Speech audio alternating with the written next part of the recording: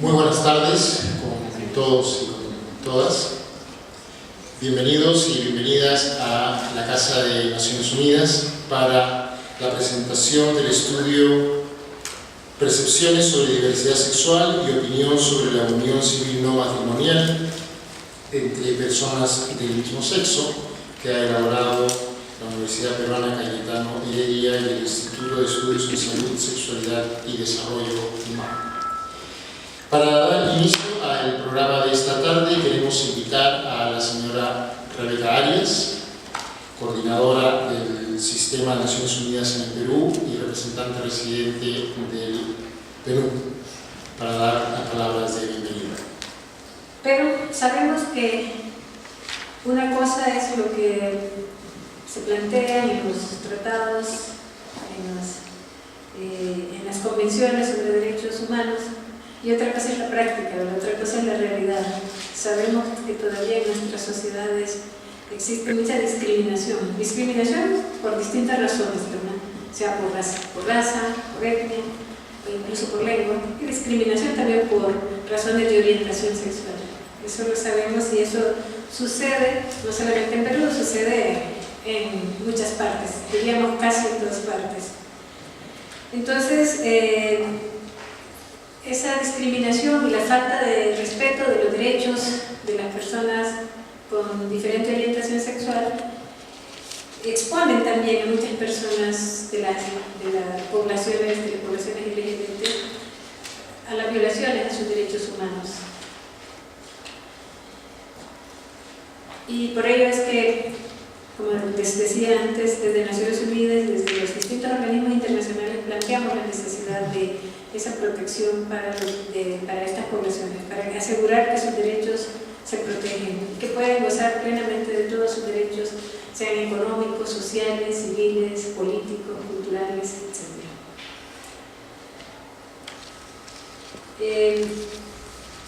Entonces, como Sistema de Naciones Unidas, quiero decirles que reconocemos la importancia de la generación de este tipo de estudios académicos que buscan brindar evidencia a la sociedad sobre los valores, las actitudes, las percepciones y los conocimientos también entre los diferentes segmentos de la sociedad sobre esta temática.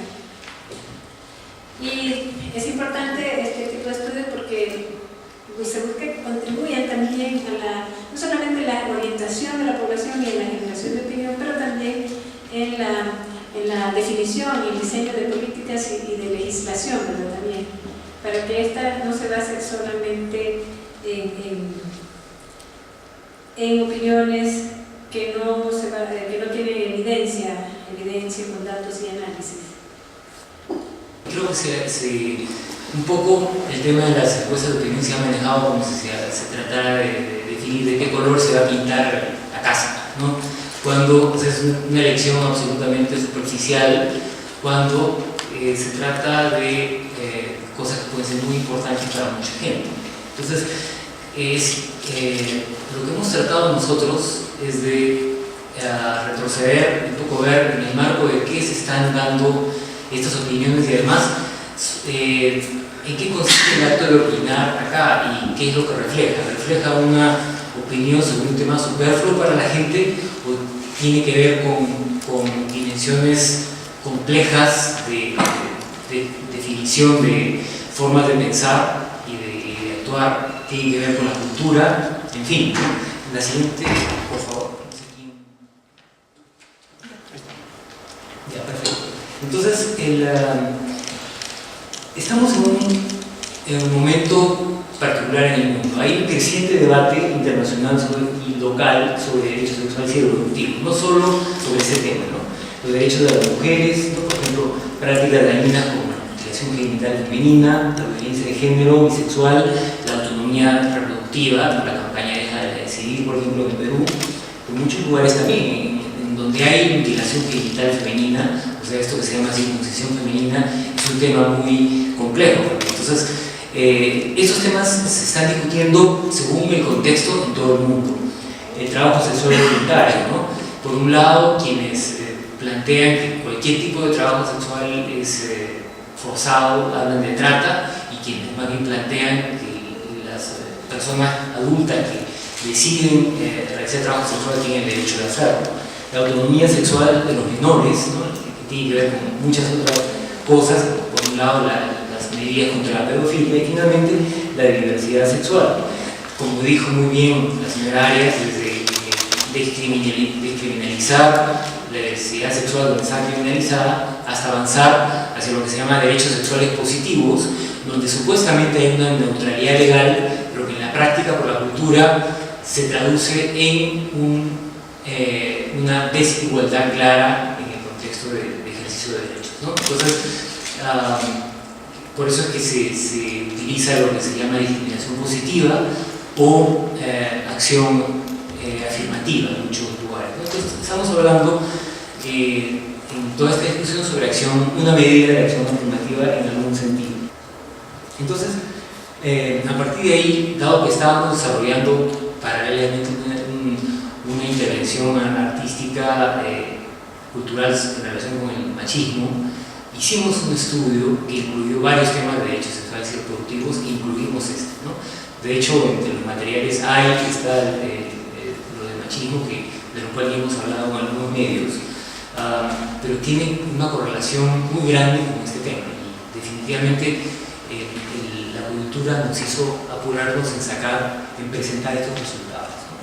Entonces, nos hemos tratado de preguntar la actitud hacia la diversidad sexual según subgrupos de la población, en qué medida se respeta a la población, si la gente piensa que debe reconocerse derechos de esta población, y en qué medida se apoya y se conoce y se apoya la propuesta de la unión civil, y que hay una manifiesta conciencia de discriminación social e institucional. Hay un señalamiento del serenazgo y la Iglesia Católica como entes más discriminadores, pese a que la mayoría eran católicos, ¿no?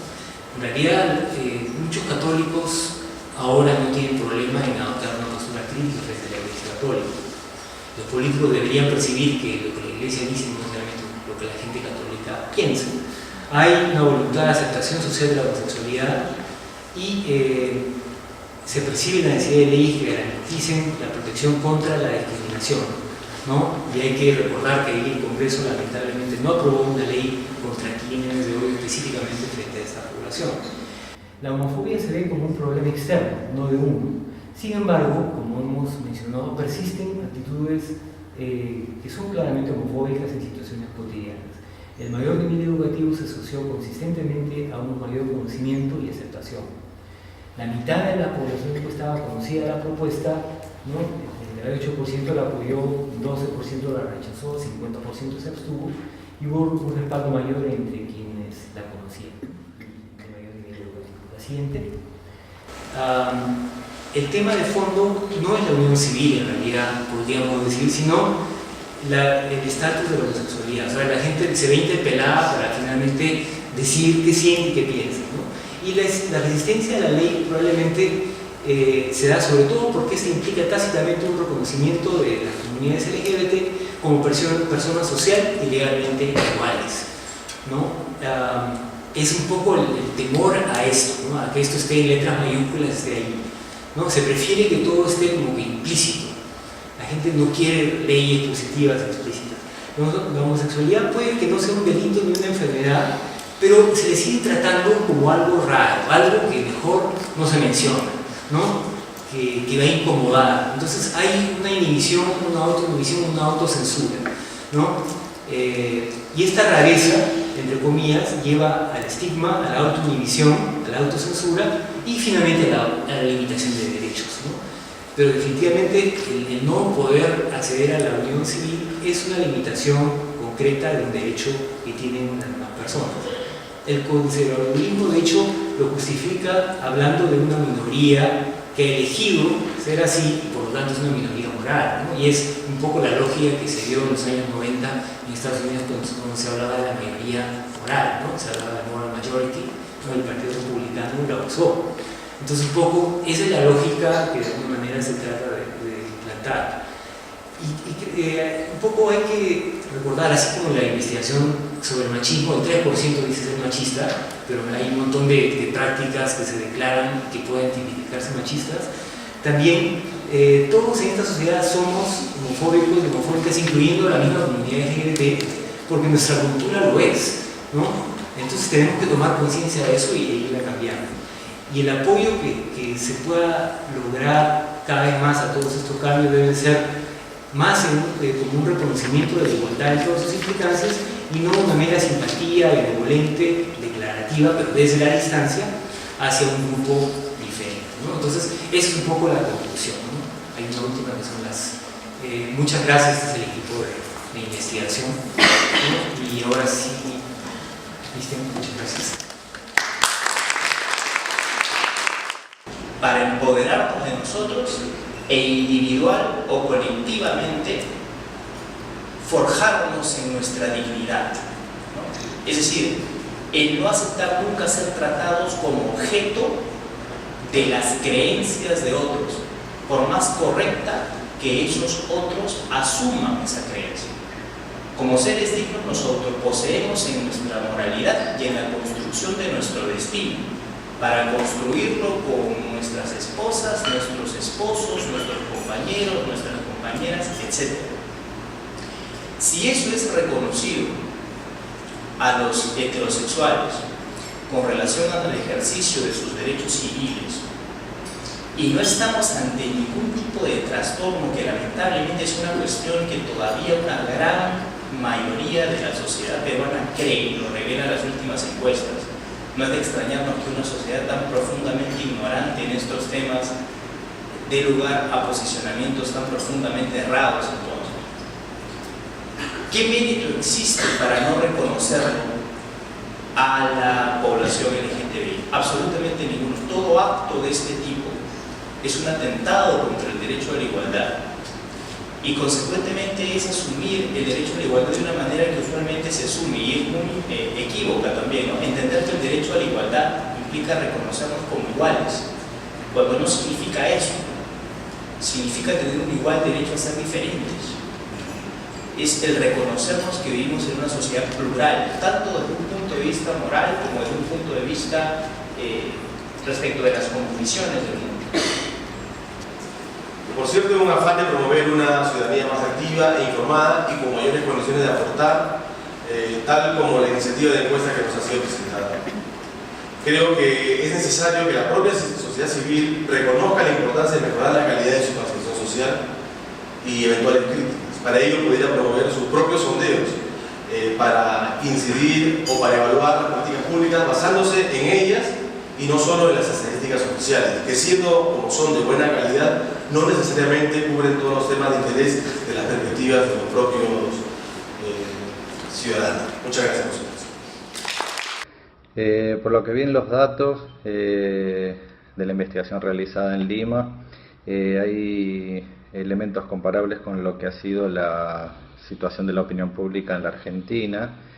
Se ve que hay un apoyo casi universal a la tolerancia y el respeto por los derechos negativos de todos, es decir, hay un amplio consenso en la no discriminación y en la no violencia, incluyendo la no violencia y la no discriminación hacia la diversidad sexual, y hay un apoyo un poco menor o un poco más ambivalente respecto a los derechos positivos, que sería garantizar el reconocimiento de los derechos de todas las personas independientemente de su orientación sexual. También llama la atención el alto porcentaje de personas que no tienen posición tomada respecto al reconocimiento de las parejas formadas por dos personas del mismo sexo. Porque en este sentido es una cuestión que aparece para algunos como una cuestión nueva. La pregunta que uno podría hacerse es invertirla, es decir, ¿con qué argumentos, con qué razones uno se opondría a reconocer el amor de dos personas, sin caer en identificar a ese amor como un delito, como una enfermedad, cuestiones que hayan sido zanjadas tanto por la ley como por así decir, por el saber? Es decir, ya nadie más considera la homosexualidad un delito ni la considera una enfermedad. Y para terminar, quiero decir que el debate que se está dando en Perú es saludable y forma parte de estos avances en pos de la justicia social, de la justicia política y del reconocimiento de derechos civiles para todos y para todas aquí en América Latina. Bueno, muchas gracias y saludo una vez más esta posibilidad que me han dado de participar con ustedes. Gracias. Entonces, creo que desde la comunidad LGBT tenemos una responsabilidad muy importante, ¿no? Se hablaba también de cómo probablemente estos resultados tenían que ver con representaciones positivas de la homosexualidad que contrarrestaban un poco las representaciones que tenemos ahora en Televisión Nacional probablemente, ¿no? Y estas representaciones positivas suelen estar en el extranjero, ¿no? Digamos, son personajes que en el extranjero han podido visibilizarse como personas gays y lesbianas o transexuales, ¿no? En ese sentido creo que nosotros, como gays y lesbianas peruanos, tenemos una responsabilidad bastante grande, ¿no? De empezar a visibilizarnos, de empezar a impulsar representaciones positivas, de empezar como personas de a pie a abrirnos hacia otras personas, a salir, a romper con ese miedo que se nos ha implantado desde tan pequeños, realmente desde muy pequeños, a romperlo y a empezar a vivir nuestra vida de la forma más visible posible, ¿no? Porque eso es lo que nos merecemos, ¿no? Entonces hay una responsabilidad muy fuerte que nosotros tenemos que asumir y que de hecho desde el colectivo Unión Civil Ya, que es básicamente conformado por varios jóvenes de tanto de universidades, institutos, que se han comprometido con esto, estamos empezando a hacer, ¿no? Y me alegra mucho que, por ejemplo, este tema haya dado la posibilidad a las parejas y a las personas gays y lesbianas a decir yo existo, yo también, oye, esta iniciativa me compromete a mí, yo estoy aquí, ¿no? Y ya ha habido mucha gente que de la nada ha salido del closet, ha roto con ese miedo, se ha dispuesto a hablar ante cámaras, cosa que, digamos, era muy difícil, ¿no? Era muy difícil porque, y yo creo que tiene todo el sentido de que sea difícil porque nos inculca un miedo de forma constante a lo largo de toda nuestra vida, ¿no? Creemos que este proyecto de ley es un paso hacia la obtención de mayor igualdad. Como ONUCIDA, nosotros sabemos plenamente que la homofobia mata, y la homofobia mata porque, por un tema que lo tocó muy bien Carlos, en que hay muchísima autocensura, pero también hay muchísima discriminación por parte de los proveedores de salud hacia personas de diversa orientación sexual. Por ejemplo, en el tema del VIH, en el caso de Perú, como en el caso de casi de todos los países, se concentra en poblaciones claves, por ejemplo, entre hombres que tienen sexo con hombres, más del 12% aquí en Perú, y más del 20% en personas trans. Entonces, le damos la bienvenida a este estudio, queremos que se conozca, queremos que las personas entiendan mejor los derechos de todas las personas independientemente de la orientación sexual y que se cumpla la visión de